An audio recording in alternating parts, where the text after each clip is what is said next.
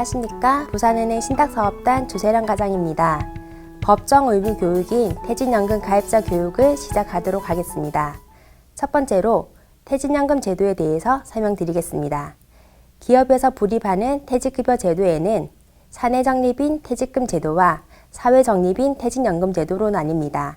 퇴직금 제도는 회사가 퇴직금을 직접 관리하는 사내적립 제도로 근로자가 퇴직 시에 일시금으로 퇴직금을 지급하는 반면 퇴직연금 제도는 회사가 퇴직금을 금융기관에 사회적립하여 근로자가 퇴직할 때 퇴직금을 연금이나 일시금으로 지급하는 제도입니다. 퇴직연금 제도는 퇴직금을 사회적립하기 때문에 회사가 어려운 상황에 닥쳐도 근로자가 안전하게 퇴직금을 수령하게 됩니다. 근로자의 퇴직금을 안전하게 관리해주는 퇴직연금 제도에 대해서 본격적으로 설명드리겠습니다. 퇴직연금 제도는 세 가지 제도로 구분됩니다. 하나, 확장급여형 퇴직연금 제도. 둘, 확장기여형 퇴직연금 제도. 셋, 개인형 퇴직연금 제도입니다. 첫 번째 확장급여형 퇴직연금 제도인 DB는 근로자가 받을 퇴직급여 수준이 사전에 결정되어 있는 제도입니다. 법정 퇴직급여는 퇴직 시 30일분의 평균 임금의 근속연수를 곱한 금액만큼 적립되며 근로자는 퇴직연금 제도의 운영 결과와는 상관없이 사전에 확정된 퇴직연금을 수령하게 됩니다. DB 제도의 퇴직금 계산하는 방법을 예시로 알아보겠습니다. 확장급여형 제도는 퇴직할 때의 평균 임금인 242만 원에 총 근무기간 3년을 곱한 금액인 726만 원을 퇴직급여로 수령하게 됩니다. 두 번째, 확정기여형 퇴직연금 제도인 DC는 기업의 부담금 수준이 임금의 일정 비율로 사전에 정해져 있는 제도로 기업은 법정 부담금인 근로자의 연간임금 총액 12분의 1 이상을 퇴직연금 규약에서 정한 바에 따라 정기적으로 적립하며 근로자는 적립금을 직접 운용하여 운용손익을 합쳐서 최종 퇴직금으로 지급받게 됩니다. DC 제도의 퇴직금 계산하는 방법을 예시로 알아보겠습니다. DC 제도는 근로자의 운용 성과에 따라 퇴직급여가 달라지기 때문에 회사가 납입한 3년간의 총 부담금 합계인 662만 원의 운용 수익이 더한 금액을 퇴직급여로 지급받게 됩니다. DB, DC 두 제도의 차이점에 대해 설명드리도록 하겠습니다. 퇴직급여가 확정되어 있고 회사가 운용하는 DB, 퇴직급여가 변동되고 근로자가 운용하는 DC, 특히 DC의 경우 회사의 미납으로 근로자가 운용 손실을 보지 않도록 부담금 미납 기간만큼 회사의 지연 이자를 부담하고 있습니다.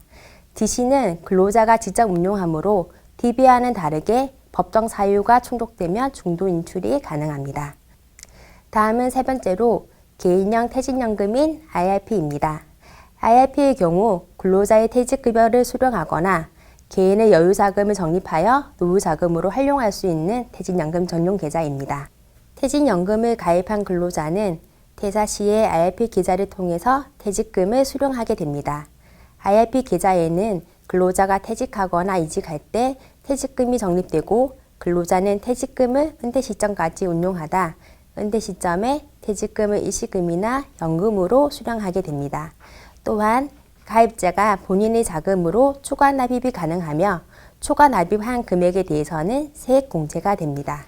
다음은 퇴직연금의 담보대출 및 중도인출에 대해서 알아보겠습니다.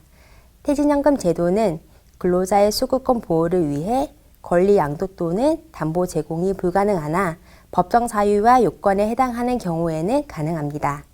담보 제공은 관계부처 협의 중으로 현재 실시되지 않고 있으며 중도인출은 DC나 IRP의 경우 가능합니다. 중도인출 가능한 법정 사유는 6가지가 있습니다.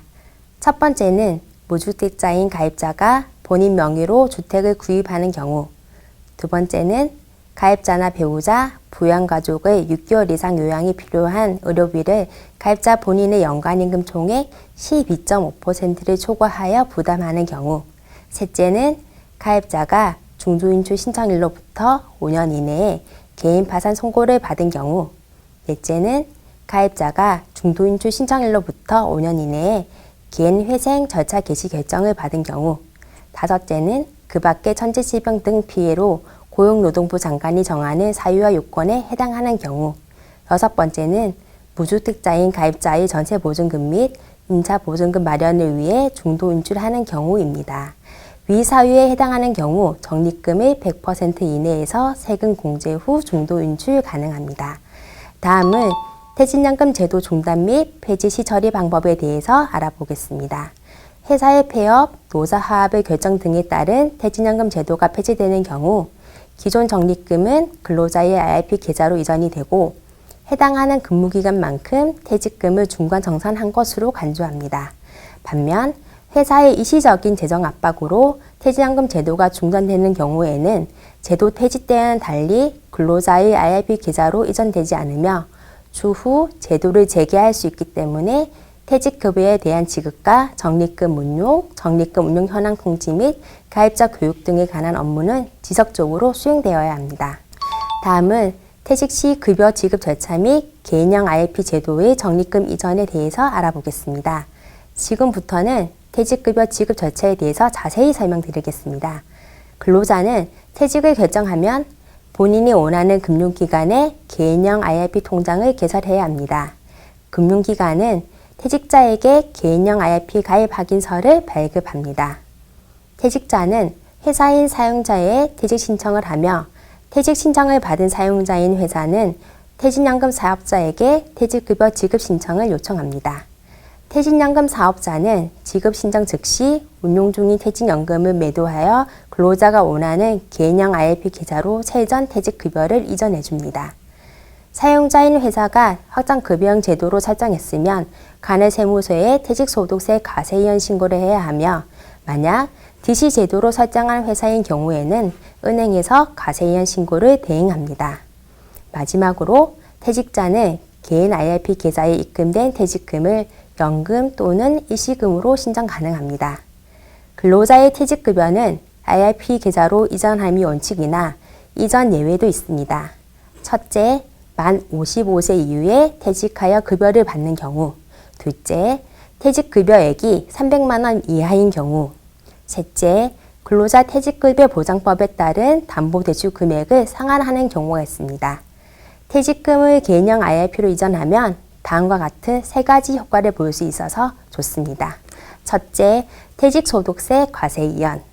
둘째, 운용손익 과세이연. 셋째, 연금 수령식 퇴직소득세 절세 효과입니다. 먼저 퇴직소득세 과세이연을 설명드리면 퇴직급여를 IRP로 이전하면 퇴직급여와 운용수익에 대한 세금은 인출 시점까지 부과가 미루어지는데요. 이연되는 시간 가치만큼의 절세 효과를 과세이연 효과라고 합니다. 둘째, 운용손익 과세이연은 개인 IRP에서 적립금 운용 시 이자 소득세 또는 배당 소득세의 과세 없이 일시금 또는 연금 수령 시까지 과세이연되어 실질 운용 수익이 증가합니다. 세 번째는 연금 수령 시 퇴직소득세 절세 효과인데 개인 IRP에서 연금 수령 시 이연 퇴직소득세의 30 내지 40%가 절세되어 퇴직소득세보다 낮은 연금소득세를 적용받게 됩니다. 다음은 퇴직연금 과세체계에 대해서 알아보겠습니다. 퇴직금에 대한 과세는 퇴직금을 수령 방법과 원천에 따라 달라집니다. 퇴직연금을 IRP 계좌로 거치지 않고 일시금으로 받는 경우에는 그림처럼 과세 후 입출금 통장으로 수령하게 됩니다. 이 경우 퇴직소득세가 공제된 후 입금이 됩니다. 개인형 IRP 내 소득의 원천을 보면 세액공제 받지 않은 개인 부담금은 연금 수령 여부와 관계없이 과세 제외되어 비과세로 처리됩니다. 이연 퇴직소득은 일시금 수령 시에는 퇴직소득세를 납부하고 연금 수령 시에는 연금소득세를 납부하는데 이 경우 퇴직소득의 70 내지 60% 정도만 부과되기 때문에 일시금 수령에 비해 30 내지 40%의 정세 효과가 있습니다. 마지막으로 세액공제 받은 개인 부담금 및 운용손익은 일시금 수령 시에는 기타 소득세인 16.5%로 과세되고 연금으로 수령 시에는 연금소득세로 연령별 과세 5.5에서 3.3%를 적용받게 됩니다. 다음은 퇴직연금 운용투자 원칙에 대해서 설명드리겠습니다. 퇴직연금 상품을 운용하기 위해서는 투자 전략 분석 결과에 따라 안정형, 안정추구형, 중립형, 수익추구형, 고수익추구형으로 분류되는데 투자 성향에 따라 올리금 보장형 상품과 실적 투자형 상품 비율을 결정하게 됩니다. 안정적인 적립금 투자 원칙을 전문가들은 분산 투자, 장기 투자, 계속 투자를 추천하는데요. 분산 투자는 각 자산군별로 시간, 금액, 글로벌 최적 자산 배분을 통해 위험을 상쇄하는 효과가 있습니다. 장기 투자는 재직기간뿐만 아니라 은퇴 후까지 운용 관리를 하는 효과를 얻을 수 있고, 계속 투자는 적립식 투자의 원리인 정기적으로 부담금을 납입에 따른 위험자산 변동 리스크를 최소화할 수 있습니다. 퇴직연금 관리가 필수인 100세 시대, 꿈의 소중한 노후를 지켜드릴 수 있도록 부산은행이 함께하겠습니다.